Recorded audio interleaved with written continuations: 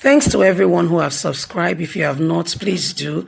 And thanks for coming out here. I really appreciate you. And SARS, IPAC calls for postponement of by-election. You see, the impact is beginning to be felt all across the country gradually. Hello, everyone. How are you? Hope you're well. We really appreciate you. Thank you so much for always supporting us. Please don't forget to give us a thumbs up and to subscribe if this is your first time. Truly, really, we appreciate you. God bless you. It's the same matter we are talking about. So, yes, so my people, it's about NSAS. So they are calling now for postponement of by-election because, it is what it is. Until Muhammadu Buhari, it will be postponed though. Because Buhari, unless he's ready to address us and to meet the demands, and again with his hesitation and interaction with Nigerians, he's showing to us that he's not even fit to be the president. So if he's not careful, Nigerians will begin to revolt and ask for him to resign. Anyway, guys, that's not the issue for today. Let's get straight into the news and get all the details. Inec being called upon to postpone by-elections. The Internal Party Advocacy Council, IPAC, on Tuesday urged the Independent National Electoral Commission, Inec, to consider postponement of October 31st by-election by 2 weeks following the ongoing NSAS protest. The protest in the last 13 days, however, created a lot of tension in most parts of the country.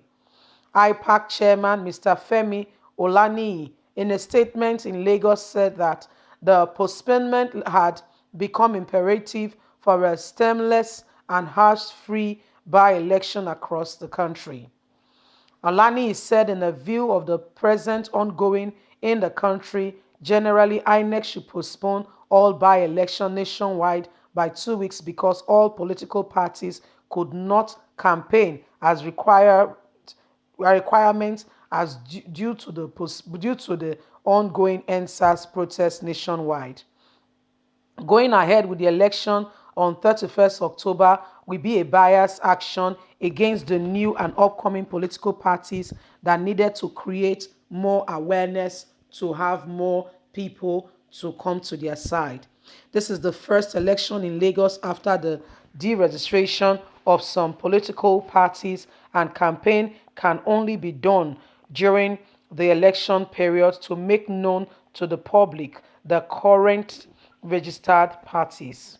Olani also stated that Lagos State Chairman of Social Democratic Party, SDP, however, appreciated all protesters and appealed to them to remain calm and peaceful in their demand for a better society. The conveyor should not allow hoodlums to hijack the peaceful protests that have come to stay, and they should not allow them to commit crime and hijack the whole process. We also condemn the attack on police vehicles and on men of the force on their duty post at Ebuto Meta by hoodlums. We are only calling for police reform to remove the bad eggs among them and not to eradicate them. We appeal to the Commissioner of Police in Lagos to keep the men calm and handle the matter with urgent, discreet, and understanding, he added. The IPAC chairman commended Governor Babajide Sanwo-Olu for ordering students to stay at home during the period of this protest for their safety. According to him, the governor's decision is the right move in the right direction. We urge parents and guardians to keep their children and wards under control and not to be involved in any criminal activity, especially during this process and period. So this is all that is going on right now as we speak, as we can see. So they are calling on INEC for postponement of by-elections in the country, especially one that is slated already for the 31st of October, and so they are calling for that to be postponed, because the truth of the matter is, if it's not postponed, some pet parties. Remember, we reported to you guys that INEC deregistered some parties. However, those parties, took INEC to court to say you can't do that. Okay, you have no jurisdiction, you cannot do that. So I mean, it is what it is, and they've told INEC cannot do it.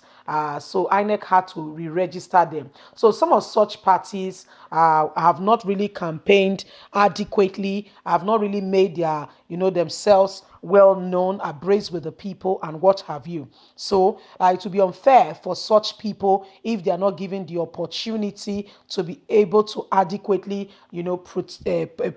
campaign, to be known that they are part of the process, to adequately get on, into the campaign mood and what have you. So these are some of the matter that is reaching us right now. We've not heard the latest from INEC.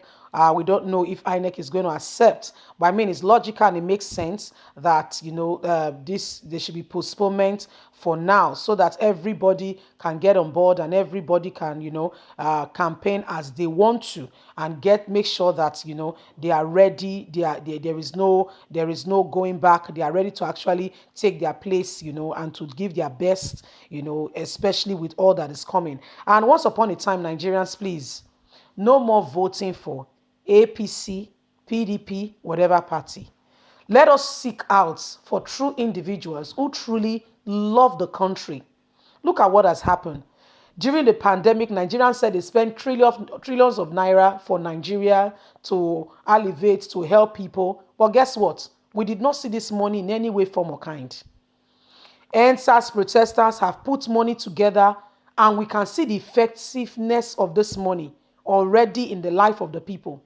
Yet, Nigerian government spent trillions. We can't see it. These are the bad governments we are talking about. It has to end. See, it has to end. Commissioner and the rest cannot be sending their children abroad when an ASU is on strike.